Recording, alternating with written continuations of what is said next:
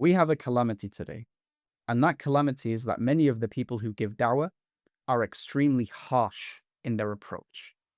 They insult other people, whether it's Muslims or non-Muslims. They're very aggressive, to the point where when you listen to them speak, it genuinely repels you. They make memes out of other people as well. So they might have a normal conversation, but then the next day you find 10 different short form posted with memes slapped onto it to degrade the other person, because possibly it gets more clicks, more attention.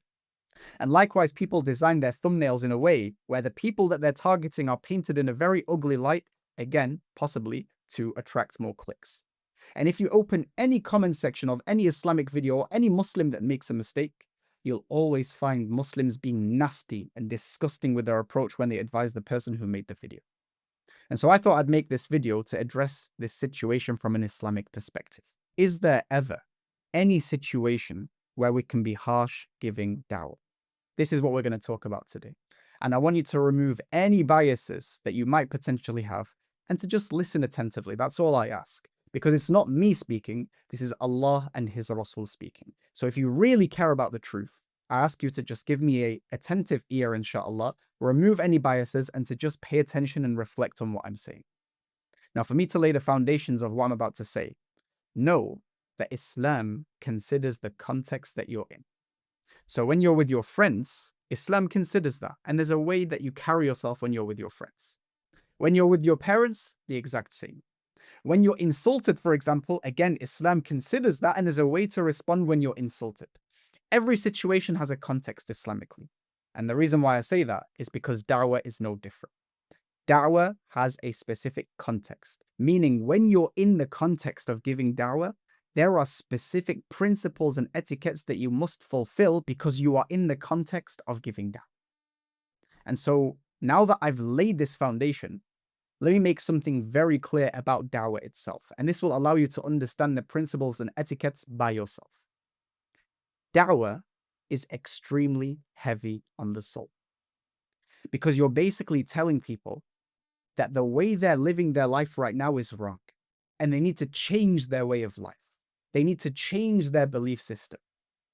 And so any form of da'wah is very heavy on the soul. Do you not agree? And so now that this has been made clear, you should now understand that when it comes to the principles and etiquettes of da'wah, the default principle is that you are always, always gentle.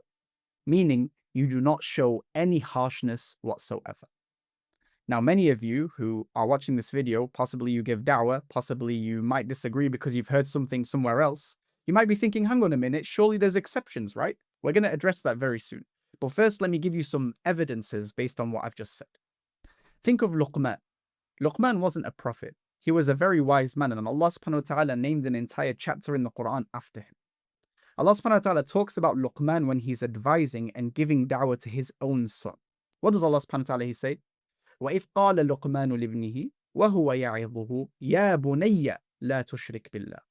Remember when Luqman, he said to his son, whilst he was advising him, "O my dear beloved son, do not do shirk of Allah, do not associate any partners with Allah in worship."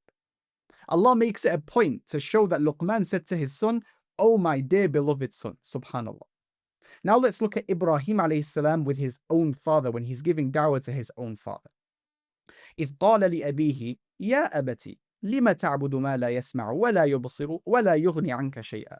Remember when Ibrahim alayhi salam, he said to his father, "O my dear beloved father, why do you worship what can neither hear you, and it can't see you, and it can't benefit you in any way, shape, or form?" Again, Allah subhanahu wa ta'ala makes it a point to show that Ibrahim, when he's giving da'wah to his father, he says, "Oh my dear beloved father." He's very gentle with him with regards to it. And subhanAllah, if you just look at the next few verses, Allah subhanahu wa ta'ala shows us what his father responded with. قَالَ أَرَاغِبٌ أَنْتَ عَنْ آلِهَتِي يَا إِبْرَاهِيمُ لَإِن لَمْ تَنْتَهِ لَأَرْجُمَنَّكَ وَاهْجُرْنِي مَلِيًّا. How dare you reject my idols, the things that I worship, Ibrahim? If you don't stop, I'm going to stone you to death. So get away from me. Just leave me alone, is how his father responded. Did Ibrahim think, you know what? He's just insulted me. He's just given me a death threat. I'm going to go and attack him back. Did he think like that? No. How did he respond?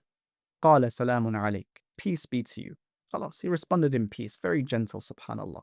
Even then, he didn't show any harshness.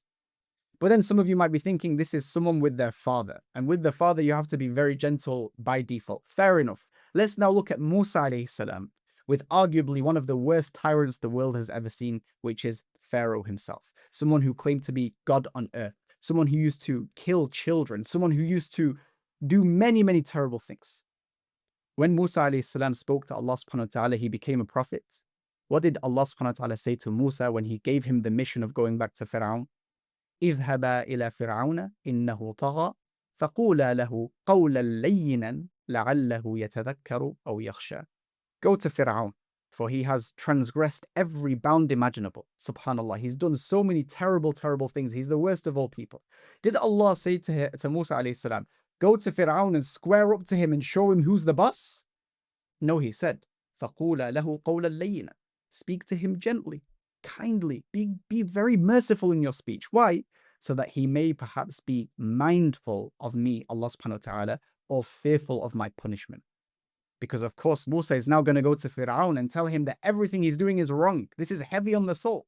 And so even Fir'aun, the worst of all people, he's being told to speak to him gently. So how about those people who are laymen? People who are spreading fitna, but they're laymen, they don't know better. Does that allow you to be harsh to them when Musa himself, a prophet of Allah, had to be gentle with Fir'aun? Let's now move on to another context, which is none other than the Prophet Muhammad alayhi salatu wasalam. Allah subhanahu wa ta'ala, he says to the Prophet Muhammad alayhi salatu wasalam in the Qur'an, the greatest of all human beings, فَبِمَا رَحْمَةٍ مِّنَ اللَّهِ لِنْتَ لَهُمْ. It's out of Allah's mercy that you've been very lenient and gentle with the people. وَلَوْ كُنْتَ فَضًّا غَلِيظَ الْقَلْبِ لَانْفَضُّوا مِنْ حَوْلِكَ. Had you been harsh-hearted in nature, they would have ran away from you and rejected you straight away. This is Allah telling this to the greatest man to walk the face of the planet. The one where Allah says about him, وَمَا يَنْطِقُ عَنِ الْهَوَى. He does not speak from his desires. إِنْ هُوَ إِلَّا وَحْيُ يُوحَى. It's all just revelation that comes out of his mouth. If someone who only speaks revelation would be rejected if he was harsh, how about me and you? So clearly we can see, based on the evidences in the Qur'an and Sunnah, that whether it's a parent with their child, meaning, for example, Luqman with his child, or a child with his parent, Ibrahim with his dad, or a da'wah carrier, Musa alayhi salam, with a tyrant, or even with the people in general, like the Prophet Muhammad alayhi salam with all people, that they would run away from him if he wasn't gentle. From this we learn that the default approach in da'wah is that of gentleness and kindness, period. And again, I want to emphasize that's because when you give da'wah to people, you're telling them to change the way that they live their life. You're challenging status quo. And so there's no wonder why the Prophet ﷺ, he said, إِنَّ الرِّفْقَ لَا يَكُونُ فِي شَيْءٍ إِلَّا زَانَهُ وَلَا يُنْزَعُ مِنْ شَيْءٍ إِلَّا شَانَهُ. Gentleness is not found in anything except that it beautifies it. And it's not removed from anything except that it disgraces it. If you're telling someone that their way of life is wrong, and you do it in an ugly way, and you make this a disgraceful comment, people are not going to change. In fact, it's going to bring the barriers up. They don't want to listen to you anymore. They just don't want to take any benefit from you anymore because you're so harsh. And know as well, and this is a very important point to reflect on, especially in this day and age, that some people have diseased hearts. When you're harsh with these people with diseased hearts, they take it as a challenge to push the bounds even more. It makes them increase in their wrongdoing. It's almost like they're waiting for the next person to attack them and call them out and give them attention so they can create more fitna. Do you understand what I'm saying? These types of people, they thrive off attention.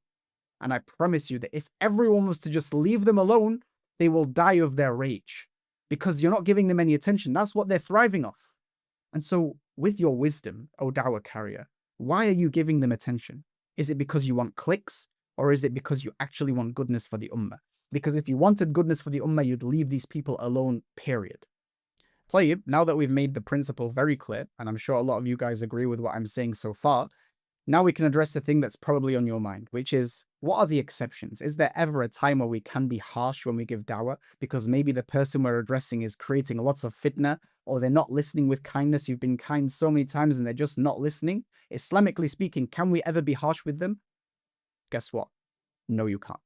The principle is that if someone constantly rejects, constantly spreads fitna, they're not listening at all to your gentle advice, the principle again is that you just leave them alone. Where do I get this from? Allah subhanahu wa ta'ala, he says in the Quran, خُذِ الْعَفْوَ وَأْمُرْ بِالْعُرْفِ وَأَعْرِضْ عَنِ الْجَاهِلِينَ. Be very gracious, gentle, kind, lenient. Enjoin what is right, command the good, give dawah, and turn away from those who act ignorantly and respond in these kinds of ways. SubhanAllah. Turn away from them. You're a dawah carrier. You have the truth. If people don't want to listen, if people are genuinely not taking your advice, there's other people that will. So go focus on the other people and use your kindness and gentleness with them. So the answer is no, you can never be harsh with them. But with that said, harshness is different to firmness. Harshness is different to firmness. Harshness is when you insult other people. You say you're a kafirah, for example, or you make these ugly thumbnails, you leave nasty comments, you turn conversations into memes to degrade the other people. That's what harshness is. But firmness is when you're a bit heavier with your speech. You're still gentle, you're still calm, but you're a bit firm. You have a serious tone about you.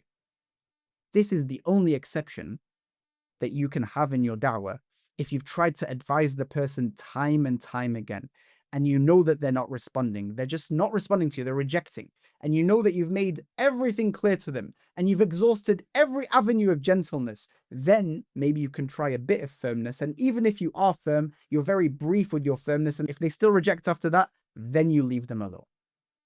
How do I know this? Because in the Qur'an, Allah subhanahu wa ta'ala, He talks about Musa alayhi salam. And when Musa alayhi salam lived pretty much a lifetime with Fir'aun, trying again and again and again to guide him, being very gentle, being very easygoing, eventually Fir'aun made it clear that he is not going to respond. He's only going to increase in his wrongdoing. So what does Allah tell us about what Musa said to Fir'aun in the Qur'an?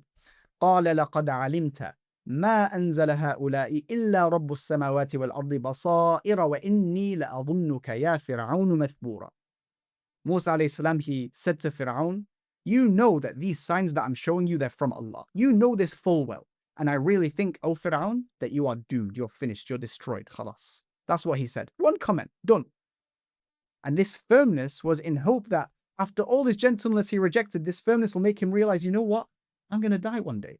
Maybe I will be destroyed. But again, after he said that, what did Musa alayhi salam do? He just turned away from him, focused on everyone else. This is how the dawah carrier gives dawah. And so let me give you a summary very quickly. The principle is that you always are gentle when you give dawah, because dawah is heavy on the soul. You're telling people to change the way that they live their life. SubhanAllah, it's so common sense. The only exception is when you can be firm, when you've tried every avenue of being gentle. But harshness itself, the way that we're seeing it right now, is never accepted in Islam. This is how you give dawah. And this is the wisdom that is required for you guys to do it properly. And so there's no wonder why Allah subhanahu wa ta'ala, He says in the Quran, أُدْعُ إِلَى سَبِيلِ رَبِّكَ بِالْحِكْمَةِ وَالْمَوْعِظَةِ الْحَسَنَةِ وَجَادِلْهُمْ بِالَّتِي هِيَ أَحْسَنُ. Invite to the way of Allah subhanahu wa ta'ala with wisdom, with kind advice, and only debate with them in the best of manners. Carry yourself with dignity. You have the truth. Why are you degrading other people, bringing yourself down? You're bringing Islam down with you in terms of perception. Then Allah subhanahu wa ta'ala, He says, إِنَّ رَبَّكَ هُوَ أَعْلَمُ بِمَنْ ضَلَّ عَنْ سَبِيلِهِ وَهُوَ أَعْلَمُ بِالْمُهْتَدِينَ. Allah knows who has strayed from His path, and He knows who is rightly guided. He knows what's in the hearts, whereas you do not know. Why does Allah say this straight after saying, call to the way of your Lord with wisdom and kind advice? Why? Because there's people that you call them to Islam, you fulfill the correct etiquettes. Some people will accept, some people will reject. But that's got nothing to do with you. You just do what you're supposed to. Be gentle, fulfill these etiquettes, if you like, these principles, and Allah will guide some and He will mislead some because they have diseased hearts. They don't want to accept the truth. That's with Allah. إِنَّكَ لَا تَهْدِي مَنْ أَحْبَبْتَ وَلَكِنَّ اللَّهَ يَهْدِي مَنْ يَشَاءُ. You do not guide whoever you will, but it's Allah who guides who He wills. The matter is in Allah's hands. But for you is to call to the path of your Lord in the correct way. And the way that we're seeing it today is not correct in any way, shape, or form. I hope, inshallah, this has benefited. And for everyone that is watching that is interested in the etiquettes of giving dawah, I have a program where I teach people how to transform themselves first, give them that revival in their hearts, and then in the last part of the program, I teach them the prophetic way of giving dawah so they can go and spread that goodness to their communities, their friends, their family, because it's very, very much needed. Because today, the social media space has failed. It's spreading so much corruption because of the way that they're giving the dawah. I don't care how much knowledge they have, but it's spreading a lot of fitna.